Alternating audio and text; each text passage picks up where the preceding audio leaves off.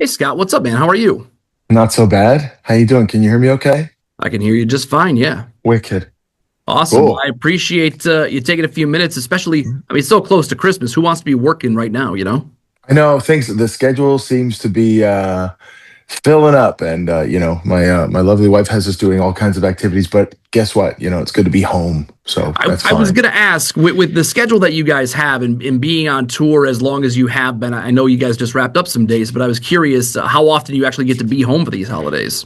Uh we do pretty well, but sometimes, there's talk of, oh, what about a New Year's show? What about this and that? And it's like, oh man. Uh, it cuts both ways because it's nice to have holiday plans and like be busy for the band, but it's also nice to just kind of really kick back and not have it. So more often than not, we try to plan to clear this schedule for the holidays. Well, that's good. I'm glad that you get to be home. And speaking of shows, you guys are going to be coming to Michigan here again. Not you're in Michigan all the time, whether you're playing the Machine Shop or wherever. But you're coming to the Soaring Eagle Casino and Resort in Mount Pleasant coming up next year. Hitting the road with Filter and Local H, which is an incredible bill. And I know Richard Patrick is on the new album too. How did you get hooked up with those guys?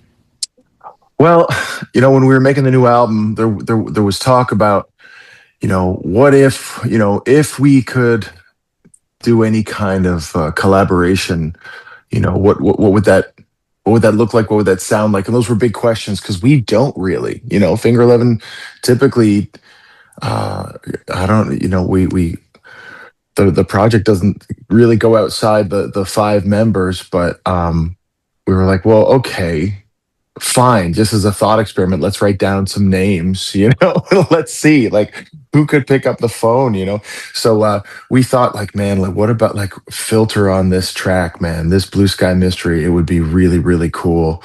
um so we started there. We were like, okay, if we can get Richard Patrick's phone number, if he can pick up the phone, like, well, let's talk to him, let's see if he likes the song, let's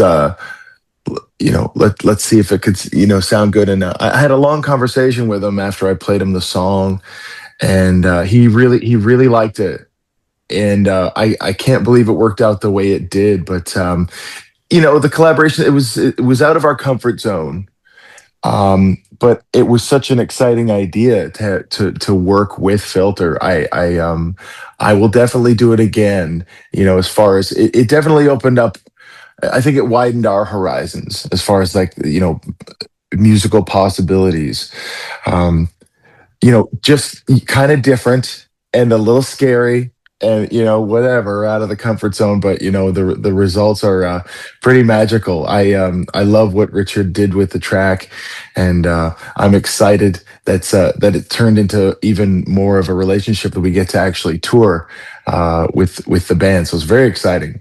It's pretty wild to me that like you didn't necessarily have a relationship before this happened, that you guys had like a wish list and can we get his digits, can we get his number, and then now all of a sudden it turns into a song that you don't normally do, and it turns into a tour where you're going to be on the road with these guys for a couple of weeks.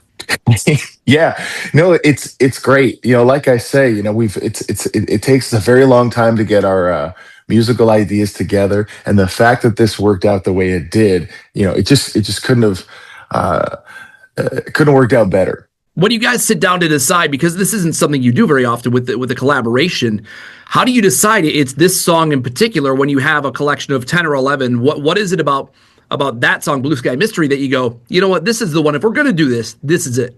Well, there were a few tracks that the label was excited about, and we thought, okay, well, let's focus on Blue Sky Mystery. Like we could, there's, what if he sang the second verse? Like that would kind of make sense. But what we didn't count on is he gave us like that awesome Filter scream, and that was fully him. It was so cool. We were like, we worked out some harmonies and stuff, but he just took it over the, like, it was just like, yeah, that's why you have the guy from Filter on your track, man. He just has that awesome scream. So it was, I think we picked the right man, and we picked the right track. I know it's still a few months away, but have you guys talked about the potential, since you will be sharing the stage night in and night out? Is there the potential in the future for you guys, maybe at the Soaring Eagle, I don't know, to play that song with Richard on this tour? There is a potential. We got to talk about it and we got to work it out. I don't know how often Richard can do that scream. I mean, if he does it for our set, he's got a whole other set to do. I mean, I'm thinking as a singer, I really hope it works out that we can always do it. So it's something we have to talk about. But the idea, I mean, it's the potential. It's right there, and it's very strong. You don't want to be the reason that he can't perform "Hey Man, Nice Shot" at night, later in the night. You know what I mean? That's correct. That's what I'm thinking about. I'm thinking as a singer. So, but as a fan, that's what I want to have happen. As mentioned, that song "Blue Sky Mystery" appears on the latest album, Last Night on Earth, it's your first proper album in 10 years. And as a radio guy, as I'm doing, prep for the interview and stuff, I'm like, well, no, they've dropped songs. And, you think about song releases now in 2025, bands drop songs all the time that aren't attached to an album. So it's been a decade since a proper album has come out from Finger Eleven. Do things in Canada just move that much slower? This is Metallica Tool sort of timeline stuff. Well, I can't blame my country for it, unfortunately. We look, we're all dads and we're all husbands, and we didn't do well with like remote recording. We tried, but everybody's schedules gets it's pretty full up. So the only thing that really worked is, and still the only effective thing is getting together, right? So what we would do always traditionally, we'll rent a cottage and spend a week or two up there and like grind the ideas out. Now that's great because the ideas get developed and they get better and better and better. But, the old school system is, you rent a big studio for a month or two. And then when the time runs out, your album is done. Well, we had the exact opposite problem. We just, there was kind of no time limit. We didn't rent the big studio. We would go to cottages and then we would go to Steve's, house, who is the drummer in the band and the producer on this album, and we would just improve the material. We would break it down and keep what's cool about this song and write it and rewrite it again over and over and over. So that kept the song quality up, but it just took forever.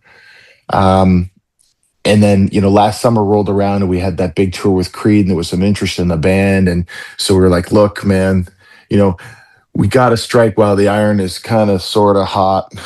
we need to figure out how to finish this record. And so we eventually did.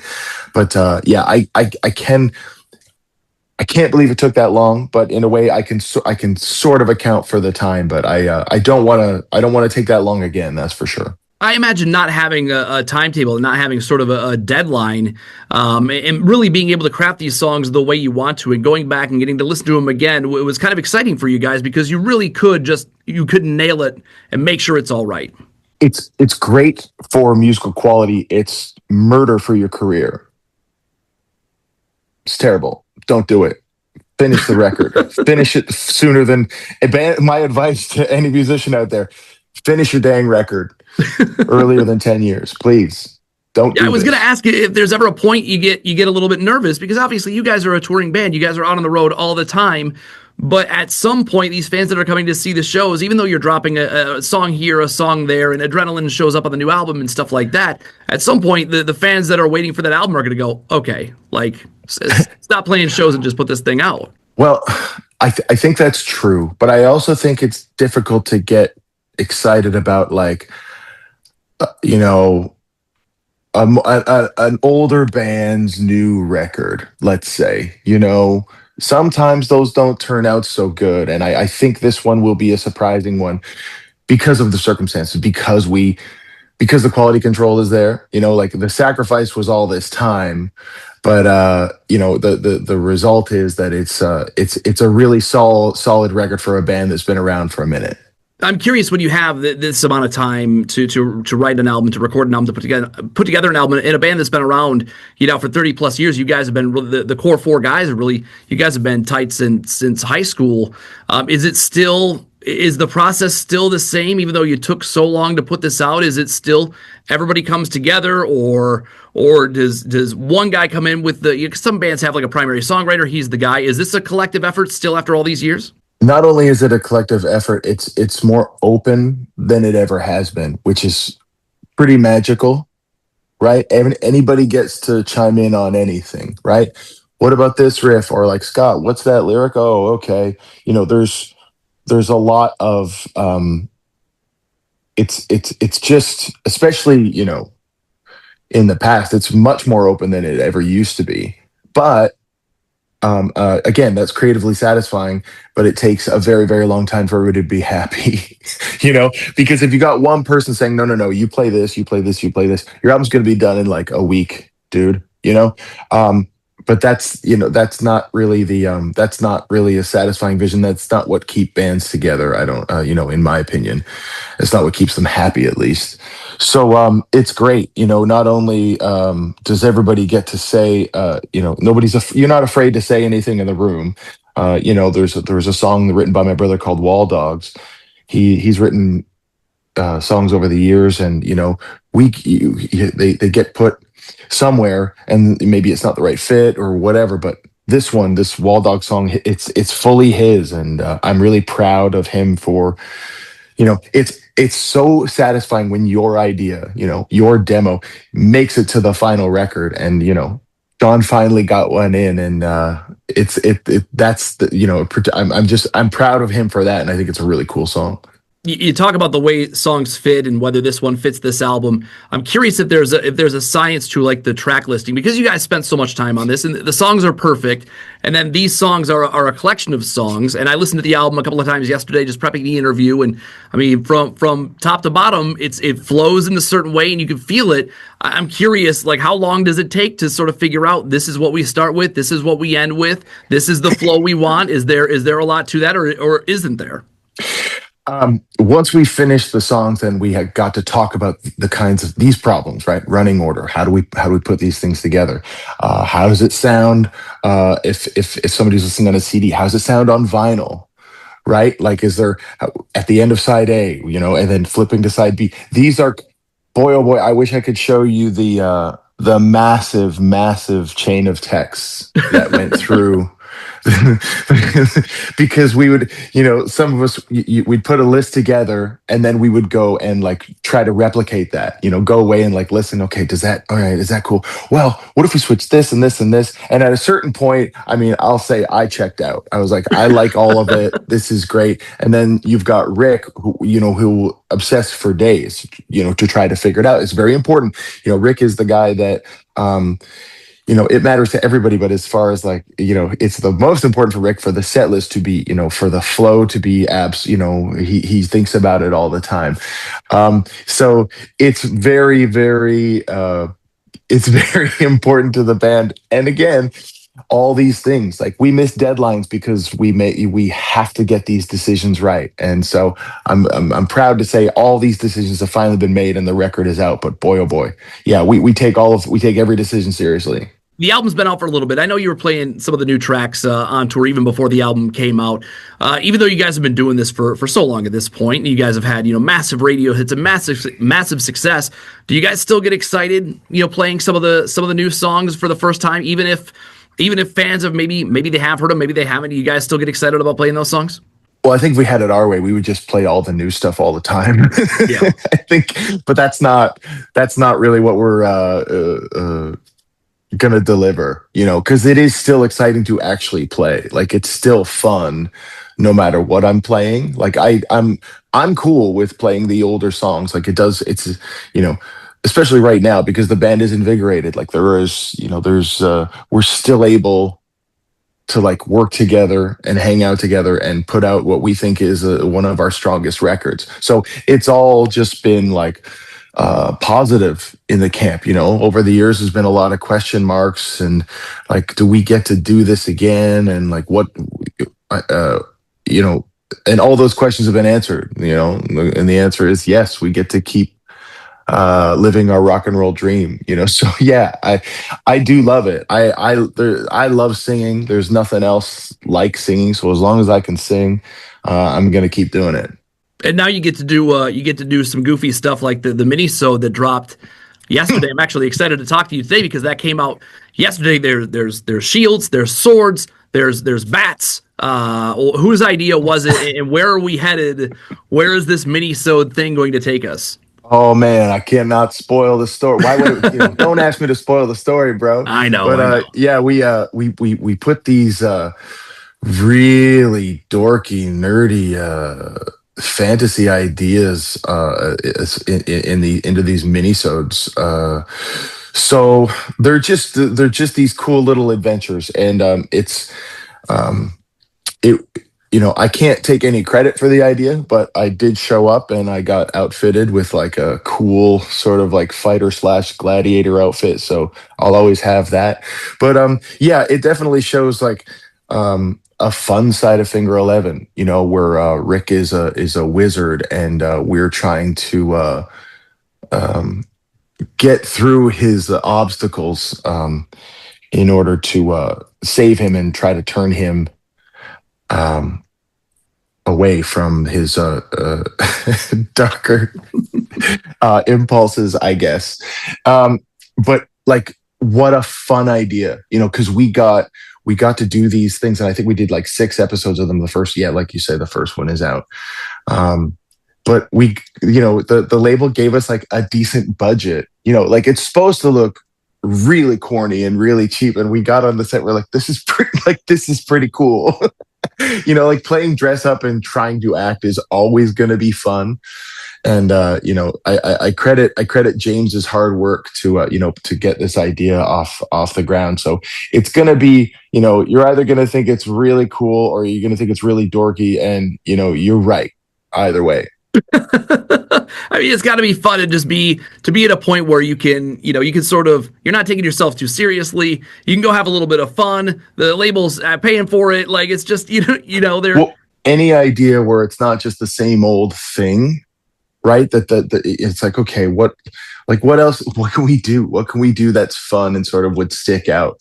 Like we've rocked out a lot. We've done a lot of rockin' videos. I think the proof is there that we can do that. But what's perhaps a different approach? What other side of the band can we show? And like, we have a really nerdy side, and we love it. So you get to, here it is.